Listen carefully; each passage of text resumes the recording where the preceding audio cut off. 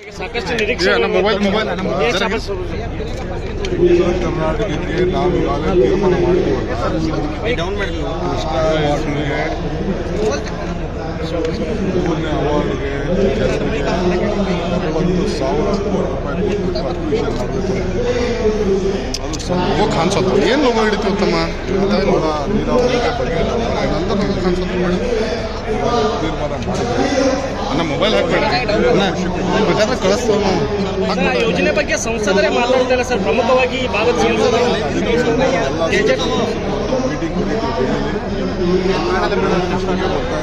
ಸ್ವಲ್ಪ ಎಂತವಲ್ಲ ಏನಾಗೋದೈತಿ ಹೋಗೋದಿಲ್ಲ. ನಮಗೆ ಆಂಧ್ರದಿಂದ ಮಹಾರಾಷ್ಟ್ರ ಏನು ಗದಾಪ್ರಭಾವ ಮಾಡಿದೆ ನಿಲ್ಲಿಸಬೇಕು.